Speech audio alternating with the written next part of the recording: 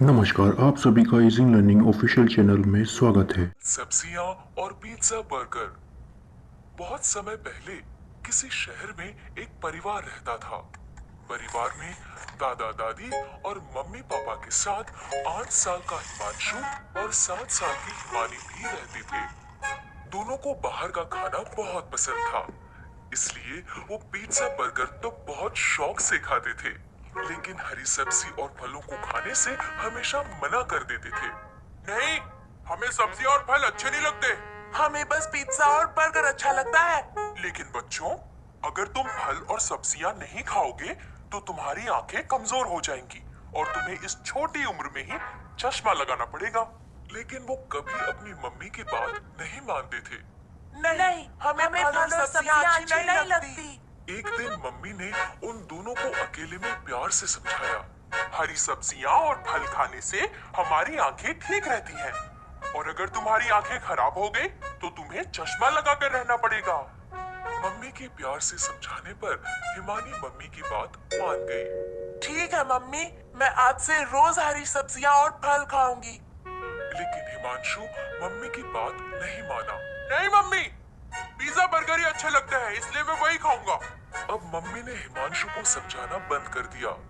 ऐसे ही बहुत दिन बीत गए। हिमानी रोज हरी सब्जियां और फल खाने लगी और हिमांशु पहले की तरह पिज्जा बर्गर ही खाता रहा। एक दिन स्कूल में हिमांशु की टीचर ने उससे कहा, हिमांशु, ब्लैक बोर्ड पर लिखे सवाल का जवाब दो। लेकिन जब हिमांशु ने बोर्ड पर देखा तो उसे सब कुछ धुंधला धुंधला दिखाई दिया। उसने आंखें मसलकर फिर से देखा, लेकिन फिर भी सब कुछ धुंधला ही था। हिमांशु के जवाब ना देने पर टीचर ने उससे गुस्से से कहा, हिमांशु, क्या तुम्हें इतने आसान से सवाल का जवाब भी नहीं पता?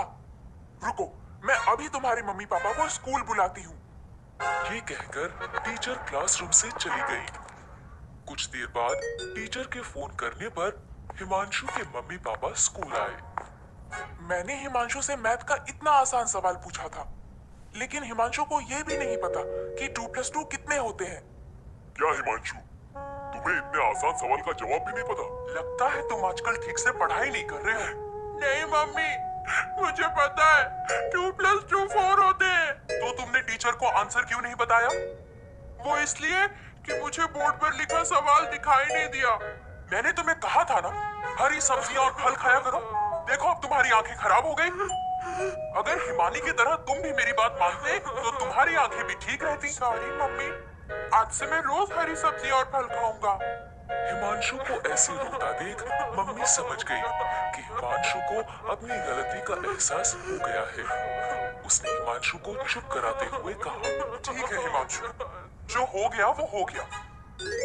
लेकिन अब अगर तुम रोज हरी सब्जियां और फल खाओगे तो हो सकता है तुम्हारी आंखें फिर से ठीक हो जाए। तब तक के लिए चलो मैं तुम्हें चश्मा लगवा देता हूँ। मम्मी पापा के ऐसा कहने पर हिमांशु ने रोना बंद कर दिया और पापा ने हिमांशु का नजर का चश्मा बनवा दिया। इस तरह हरी सब्जियां और फल खाने के कारण हिमानी की आंखें ठीक रही और हरी सब्जियां ना खाने के कारण हिमांशु को चश्मा लगाना पड़ा।